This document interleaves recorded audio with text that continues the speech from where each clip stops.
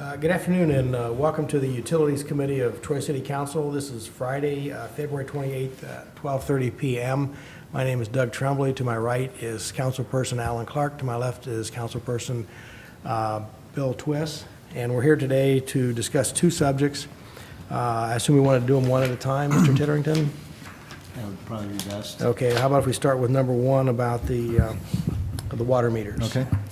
The 2014 budget, you might recall, we requested and you approved approximately a little under $90,000 in each of the water and the sewer funds to start a comprehensive replacement program of our water meters and some of the radio discs that go on top of those meters. The reason being that the federal government now dictates that you can't have meters with lead in them. So we had to significantly increase the budget starting in 2014 for that. The time has come now that we want to bid those out, since it is over $50,000. You'll see that we are asking at a cost for the amount to be not to exceed $150,100. That is the difference between what's budgeted and what we have had to spend so far on a piecemeal basis, so that we had enough for a 2 or 3 months supply as we need to replace them as they go bad. So we will have that stock, but in terms of the overall program and the comprehensive replacement program, we do need to bid that out. We expect they're all going to be the same meters. So when we bid them out, we're assuming that we're not going to get a large number of bidders, but by law we do have to bid it out according to the law director, and we are not requesting this as an emergency. Okay. The EPA is mandating that we change meters. They are mandating that any new meters that are put in, either replacement or new ones that go in, cannot be the style that we have. Okay. So if we wanted to, we could have kept the old meters, but they're no longer made. I don't know if they're no longer made, but we're not allowed to use them for new installations or replacement installations. So recognizing that we're going to have a lot of replacements this year, that building is starting to pick up, that kind of thing, then that's why we asked you in the budget to beef up the amount that you were putting in. Okay, and then the meters we're using, since we started that system for collecting data for billing purposes, how long ago was that system put in? 4 or 5 years ago now? Has it been that long? 4 years ago, maybe? Okay. Yeah. This is not replacing those. It's replacing some of the discs that are on top of the meters, but it's going to work with the system that we have in place. Okay. Do you have any questions, Al? Yes, I do, thank you. So this is the meters on the street, it's not the meters in the house. Could be. Okay, I mean, Sorry, didn't mean to. sorry. Jill Rhodes, I don't know if I'm supposed to introduce myself, but Assistant City Engineer, it could be the meters on the street or the meters in the house, but it's the meters serving the customers of the city of Troy. Okay. Well, I've got you here, Jill. Thanks. Yeah. Thanks for coming. I appreciate it. How, with some of the new builds, have we introduced new meters in, or do they have to all be replaced? No, we have, with some of the new builds, we have introduced the new meters. But up until this year, they may have contained lead. They probably had contained lead. Now with the new legislation that's gone through, if we have to maintenance or touch a meter, it has to come out. Where before, we used to just replace pieces and parts of it and do it for cheaply. Now, if we see that a meter we know that the meter's been tested and it's reading under, and it's a recommendation of our water distribution employees that we replace it or that we update it, now it has to be replaced. So that's the primary reason that there's such a huge cost. And then some of our meters we've been replacing the pieces and parts to it for, 20, 25 years. So some of the meters have been installed for 20, 25 years. And so, we want to also proactively start to replace those. They've definitely reached the end of their useful life. And that's where we talk about the meter replacement program, where we estimated 15 years. We do 700 meters a year. Those are residential meters. 15, it would take us 15 years to replace all of the residential meters that we have here in the city. So that's our plan, to do 700 meters a year for the next 15 years? At a minimum, because we will have other larger meters that we may need to replace as well. But yes, 700 meters a year residential. Yep. Is there any warranty that comes with these meters at all? Yes, there is. There is a 20-year, the iPearls that we're actually looking at, there's a 20-year warranty. The last half of the 20 year, the last 10 years is prorated. But for the first 10 years, if there's any accuracy, reading issues, or battery life issues, or anything like that, if they fail, then we can get them replaced for free. Okay. Because the government has thrown us an unfunded mandate, are there any grants or anything available to try to recoup some of our losses that passing it on to the taxpayers? Not that we are aware of, no. Go figure. You can probably find that with the LGF funds. Yeah. And over the 15 years, are we estimating that it will cost $150,000 over each year?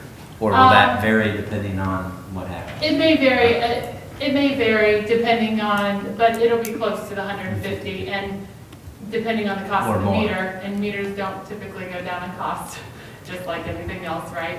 So it may actually increase over the next 15 years. But yeah, what we plan on doing at the end of each year is, what do we have? We do have a little bit extra in there, because we may have, if we go and replace 700 meters and we're in September, well, just as an example, September to December, we probably will still have, maintenance calls, and we'll still have meter reads. So we do have a couple of extra meters in there so that we can continue to service these residents. But, so we'll look at the end of the year. What I plan on doing is we'll look at our inventory and say, what do we need for next year? And how do we determine what meters are being replaced? Is it the oldest first, or obviously if someone calls and says their meter's messed up, obviously they're gonna get one, but Yeah. how do we determine? We replace about 300 to 400 meters annually based on readings and knowing that the meter's messed up. So that'll be obviously the first priority. And then the other would be based on age. And we're working with the Billing and Collection Department to figure out the age and see what they have in their CMI system. In our Billing and Collection software system.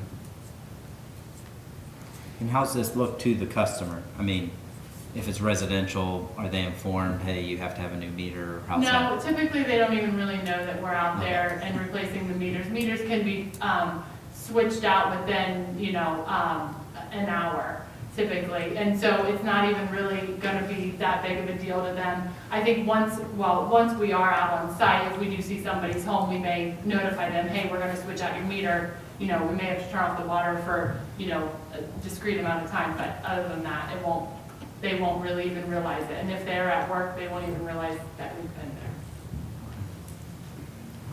there. Now, even though the old meters have lead in them, I know that you have a program where you get people's samples of water at their tap to test for one thing was lead.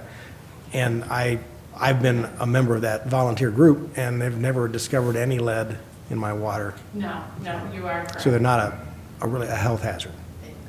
Yes, we don't feel like it's a huge health hazard, but yeah. And actually, over time, as meters and pipes are in place, they do form kind of a Scale. layer on the outside. Yeah, it's a scale on the outside.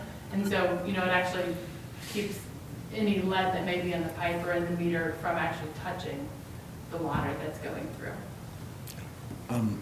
One last question. Jill, would we have to hire more personnel to do this, or can we do this with our employees right now? At this time, we feel like we can do this with the employees that we have right now. Yeah. Okay. Like I said, they already do 300 to 400 just on routine calls. And so we plan on implementing a couple of days, per year where the 5 water distribution employees are going out and installing meters, switching out meters. So, yeah, we'll do it with the existing personnel, Okay, okay? that's fine, I have no other questions. And it is a budgeted item and to be paid for by the capital improvements fund of the water system, Yeah, the operating funds of, yeah. And sewer. Yeah. water and sewer combined. Yes. Okay. Yes, Mr. Chair, thank you. Ms. Rhodes, it's not legislation that's driving this, it's regulations from the Ohio EPA, which legislation and regulations are vastly different, which kind of concerns me. But we're not, the existing AMR radio transmitters, we're not having to replace those on the existing meters if one of those goes bad. One of the valves goes bad, or one of the meters themselves go bad. We're not having to change the AMR. The only time that we do need to change those is, one, if they've been hit or if they're destructive in some way, shape, or form, which can occur, you know, from Lawnmowers. lawnmowers, things like that, people running over them. But then any meters at this point, any AMR devices, radio devices essentially, it's just the radio that takes the reading from the meter and shoots it up to our antennas. Any of those devices that are failing right now, there is a warranty on those, and it's the same kind of warranty. The first 10 years is free, and then the second 10 years is prorated. So yes, correct, we are not paying, except for in the finite, you know, individual cases. Good. Now, is this extending into the commercial meters also? Is this 100% replacement through the city eventually of commercial and residential meters? Yes, that is our intention, that is our plan. And if there's any oversizing that is done at that time, then the property owner, the recipient of the water, they will change billing on the sizing of meters if they increase them and that sort of Yep. thing. And I'm sorry, I may have missed this with a couple of the other questions, but what is the total phase-out and replacement time period for? 15 years. 15 years, okay. Yes, yeah, we thought that was a big enough hit to the budget to kind of plan 15 years, and was realistic for the employees that we have on staff. Okay. Thank you, that's all I have. Thank you, Mr. Chair. Anyone else have any questions, Mayor? Nothing? Do you have an opinion on a recommendation? Yeah, we can move forward. Okay. And does this need to be emergency? No, sir. Does not need to be. Al? Move forward. So it's unanimous, we'll move forward on this issue without emergency? Thank you. Second item? Second item, yes. So, second item is that we'd ask for authorization to enter in an agreement with RA Consultants to perform the study related to regionalization and bulk water rates in the amount not to exceed $78,100. The 2014 budget, at the time that we submitted it and recommended it to you, our anticipation was that it was going to be $50,000 or less to do that study. Since that time, as we've gotten into the details with RA Consultants, and we've kind of looked at the scope of services that we wanted to cover, the amount is now recommended at $78,100. And we feel very confident that we can, I won't say absorb, but find that $28,100 within savings in the water fund. A couple of points to make. RA Consultants is the engineering firm that helped us explore the options with Piqua. They are now very, very familiar with our system. So if we were to bring in another engineering firm and go through a complete RFQ process, we'd anticipate that anybody else that came in would have a learning curve, which would increase the cost over what RA is looking at. Also, as far as the scope goes, it's a little more comprehensive than what we had initially anticipated. As we discussed at the work session, we've been looking at and would continue to look at really what's our rate structure made up of if we break down the different components of the rate that we charge within the corporate limits as well as those that we charge outside, in addition to the bulk contracts that we've got, the one we have with West Milton in particular. And then is there and this is really where I think we've expanded the scope more than we anticipated, is there an alternative model that whereby Troy acquires or controls in some way more directly everyone that we supply either directly or indirectly right now? Is there a different model that would, I guess, better equalize the rates? Of course, either keep our revenues the same or improve our revenues. And at the same time, though, provide some benefit, either cost neutral to ratepayers or provide a benefit to the ratepayers, again, without us losing any revenue, because that's the bottom line here, as it needs to be. So as we looked at this, as the staff talked to RA consultants, you'll see in the report that there are 4 distinct steps that they want to go through, including several workshops with the staff to really dive into the data, understand the data, and then furthermore, understand what that impact would have system-wide if we were to change the makeup of our system, our controls of the system, acquisition of parts of the system that we don't now own, any number of different options. And so that's why that amount is higher than what we had originally anticipated. And this would be an open bid, but you just feel that... It's not a bid. It's not- This is a professional services contract, and Debbie is the one that typically she will control those because she writes the RFQs and runs the process. The process for selecting a professional services, engineering, architecture, that kind of thing, by state law is different than a standard bid like the water meters that you just recommended authorization of. It's a slightly different process. Although if it's a continuation of something that we've already done, or a relationship we've had, and where they already have the base knowledge, which RA consultant has, that's where, and I apologize, Debbie is out of town today, otherwise she would be here. But she's recommending that we choose and continue to work with RA for the efficiencies, for the lack of the learning curve, and for the base knowledge they already have. And they did a great job, anecdotally, for us with the Piqua study. Yeah, I listened to their presentation, their wrap-up presentation. It was very thorough, very professional.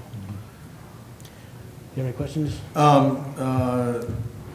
I was impressed with their study regarding the water sharing solution for Piqua. Any idea of how long this will take or what the timeline is on this? Do we have one yet? Well, State your name and address, please. sorry. They can get started here shortly. They actually do have an open window, and then we were talking about potentially 6 months. They could have something back to us, a finalized study. That does obviously, since we would be working along with and include West Milton and Miami County and need input from them, it is contingent upon us getting the information from both of those entities. But if it was just RA having all the information that they need and crunching the numbers, they were saying, 6 months, no problem. But we do have to also take into consideration the outside entities. And this is to benefit the taxpayers. Yes, it is to benefit the taxpayers. That is ultimately, Well, the ratepayers, not the Right. taxpayers. Yeah, The sorry. ratepayers. Yeah, the ratepayers, sorry, terminology. And we have already talked with officials from West Milton, officials from the county. They know what we're looking to do. They're very interested in seeing what the results might be. So we don't we don't anticipate any roadblocks on gathering and any assistance from them. I think will be forthcoming. Is the study also going to look at, it says here, operating costs, so is it going to look at, are there ways we can, for the city of Troy to reduce their operating cost also? Or is it, well, what's that operating cost really looking Well, at? that's just that's breaking down the rates to, you know, what are the treatment costs, Okay. operating capital, debt service, what are the distribution costs, operating, you know, so there'll be subcomponents of each one of those as part of the analysis. Okay. As far as best practices, they are engineers, they are well-versed in water. If they see anything glaring, you know, we have that kind of relationship with them that they will definitely say, hey, you know, if you did some valve work here, you might save some, you know, operating maintenance costs here, or, you know, we anticipate that dialogue would occur, but that's not a formal official part of the bid specs. Do you have any further? No? No. Move forward. Bobby, do you have any questions? Just a couple of general, Mr. Tittering. Where are we on our rate structure? Are we at the end of our 3-year rate hike, I think we're in the second of 5 years. second of 5 years? And that's going to be a portion of what they're going to be looking at is the rate structure going after that 5-year period. Also included in this? Will they be looking at the projections I said forward? bid specs, but I meant scope of services. That does not include a recommendation on the next year, or the next 5-year rate structure, I don't believe. No, but they will be, probably, as part of their, you know, same thing they did for the Pickwa study would be that they'll look pretty much. Right. They'll have, you know, one of the nice things about the Pickwa study was that one of their consultants was an accountant, and she came up with a very nice, specific, detailed model. And so we expect that they're going to have her do some of that kind of work, but breaking down the rates as they are now. So at a minimum, we will have the model that we can move forward with when we analyze the need for rates in 18, 19, whenever that is. And along with West Milton and the county as we're suppliers for, will we have any citizen input into this? That's not, I'm not saying no, we won't. The scope of services of this contract really doesn't lend itself to the need for that kind of public comment. The results of this study and any action that might be recommended as a result of that, certainly then at that point we would want to look at public workshops, groups, whatever, because, you know, it could involve changes to our relationship with and contract with West Milton, for example, and with the residents that are outside of Troy and the townships. So that certainly would be anticipated, but not during the study itself. Okay. I will, in adding on to your comments about the Pickwa study and a couple others that were made by the committee, RA did an outstanding job of that presentation and the documentation, along with all of the figures and projections. So I would be very comfortable in their honesty and integrity on this scope of work. Thank you, Mr. Chair.